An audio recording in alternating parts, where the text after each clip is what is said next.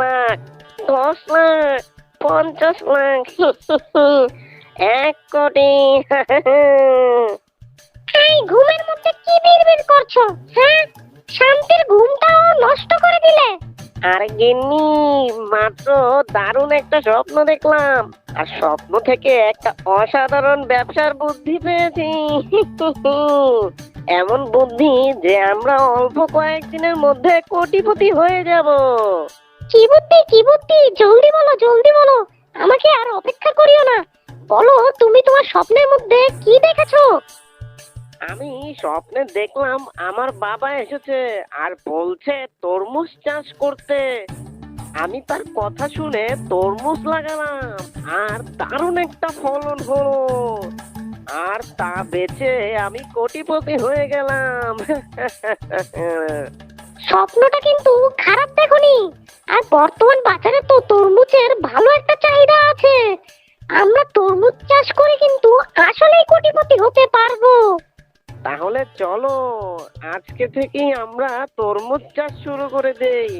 তুমি একটা কাজ করো, আমাদের বাড়ির সামনে উঠানের মাটি খুঁড়তে থাকো। আমি গিয়ে মিচকে মামার কাছ থেকে তরমুজের বীজ কিনে নিয়ে আসি। মিচকে মামা, ও মিচকে মামা, বাড়িতে আছো নাকি? হ্যাঁ, আছি তো। কেমন আছো তোমরা? হঠাৎ করে তোমার মিচকে মামার কথা মনে পড়লো কিভাবে? মামা, আসছিলাম তো কিছু তরমুজের বীজ নিতে। আমি আজ থেকে তরমুজ চাষ শুরু করব। ভালো কথা, ভালো কথা। টোনা, তুমি অসাধারণ একটি চিন্তা করেছো। তা বলো, সাথে কত টাকা এনেছো? তোমাকে কত টাকার বীজ দেব? টাকা? মামা, আমি তো টাকা আনতে ভুলে গেছি। ও মা, টাকা ছাড়া কি কেউ কাউকে বীজ দেয় নাকি? এটা তো আমার ব্যবসা, তা তো তুমি বুঝোই।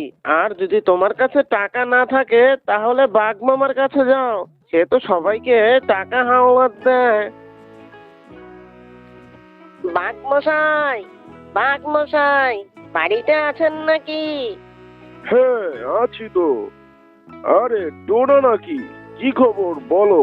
হঠাৎ করে আমার কাছে কি মনে করে? বাঘ মশাই, আমি একটা বিশেষ প্রয়োজনে এসেছিলাম। আমার কিছু টাকার প্রয়োজন ছিল, তাই আপনার কাছে এসেছি। টাকা? তা টোনা, তোমার আবার হঠাৎ করে টাকার প্রয়োজন হলো কেন? টাকা দিয়ে তুমি আবার কি করবে? তেমন কিছু না মশাই, আমি আসলে চিন্তা করছিলাম আমি তরমুজ চাষ শুরু করব, আর তরমুজের বীজ কেনার জন্য আমি আপনার থেকে টাকা নিতে এসেছি। আপনি কি আমাকে কিছু টাকা হাওলাত দেবেন? হ্যাঁ হ্যাঁ, দেবো না কেন, আলবাত দেবো। কিন্তু আমার একটা শর্ত আছে। কি শর্ত বাঘ মশাই? ও, আমি তোমাকে 5,000 টাকা দিব, কিন্তু তুমি যখন টাকা ফেরত দেবে তখন টাকার সাথে আমাকে 10টা তরমুজ দিতে হবে কিন্তু। আরে মশাই, কি যে বলেন না, 10টা কেন, আমি আপনাকে 20টা তরমুজ দেব। টোনা বাঘ মশাইয়ের কাছ থেকে টাকা নিয়ে চলে যায় মিচকে শিয়ালের কাছে, আর তার কাছ থেকে তরমুজের বীজ কিনে বাসার দিকে রওনা দিল। ওইদিকে টুনি পুরো জমি প্রস্তুত করে রেখেছিল। তারা দুইজন মিলে বীজগুলো জমিতে বপন করলো এবং প্রতিদিন তারা জমিতে পানি দিতে লাগলো। কিছুদিন পর তাদের জমিতে অনেক বেশি তরমুজ হলো। তারা দুইজন তো মহা খুশি। অসাধারণ, অসাধারণ, আমাদের তো বাম্পার ফলন হয়েছে। আমাকে এবার কেউ বড়লোক হওয়া থেকে ঠেকাতে পারবে না। বাহ বাহ, তরমুজগুলো তো দেখতে ভালোই লাগছে। তো ভাই, কত করে বিক্রি করছেন? আপনি যদি ছোটগুলো নেন তাহলে দাম পড়বে 500 টাকা, আর বড়গুলো নিলে দাম পড়বে 1000 টাকা। ভাই, তরমুজের মধ্যে কি হীরা রূপা দেওয়া আছে নাকি? যেই দাম বলছেন, মনে হচ্ছে তরমুজ খেতে বাপদাদার সম্পত্তিও বিক্রি করতে হবে। এখন বলুন, একটু কমিয়ে টমিয়ে রাখতে পারবেন কিনা? আমি 1 টাকাও কম রাখতে পারবো না। তোমার যদি নিতে মন চায় তাহলে নিবে, আর না মন চাইলে নিবে না। আর এমনিতে এইবার আমি ছাড়া অন্য কেউ তরমুজ চাষ করেনি। তরমুজ যদি খেতে হয় তাহলে এই দামই খেতে হবে।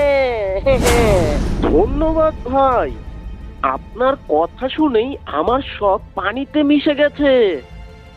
আমার তরমুজ আর খাওয়া লাগবে না। জঙ্গলে অন্য কারো কাছে তরমুজ ছিল না, তাই টোনা একটু বেশি লোভ করছিল। সে সবার কাছ থেকে অনেক বেশি বেশি দাম চাইছিল, আর অতিরিক্ত দামের কারণে জঙ্গলের কেউ তার কাছ থেকে তরমুজ কিনছিল না। প্রায় 10 দিন হয়ে গেল, আমরা এখনো একটা তরমুজও বিক্রি করতে পারলাম না।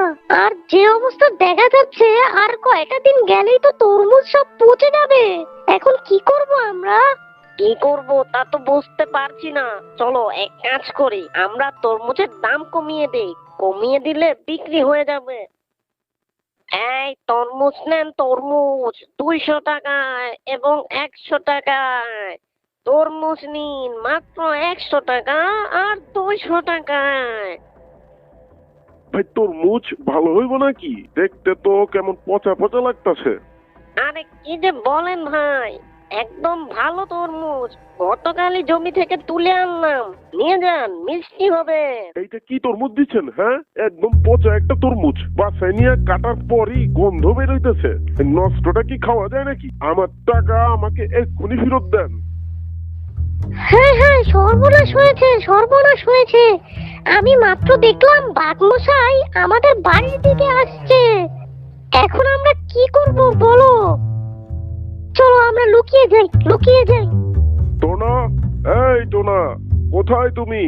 আর 1 মাস আগেই তো তোমার টাকা পরিশোধের কথা ছিল, টাকা দিতে গেলে না কেন? কি রে, ওরা কোথায় গেল? একজনকেও তো দেখতে পাচ্ছি না। আজব তো, কই ওরা? বাহ বাহ, সামনে কত সুন্দর তরমুজ রাখা। যাক, আমি বসে তাহলে একটা তরমুজ খাই। ছে ছে ছে ছে, এটা তো পচা তরমুজ। এই টোনা তাহলে কি আমার জন্য এটা এখানে রেখেছিল? দাঁড়া টোনা, তুই খালি আয়, তোর আজকে খবর আছে। আমরা বোধহয় আর বাসায় ফিরতে পারবো না। বাসায় ফিরলে বাঘমশাই আমাদের কেল্লা ফতে করবে। চলো আমরা এই এলাকা ছেড়ে পালিয়ে যাই। তার বাঘের ভয়ে জঙ্গল ছেড়ে অনেক দূরের শহরে পালিয়ে গেল, আর সেখানে গিয়ে অনেক কষ্টে তাদের জীবন কাটাতে লাগলো। এর জন্য বলে লোভে পাপ আর পাপে মৃত্যু।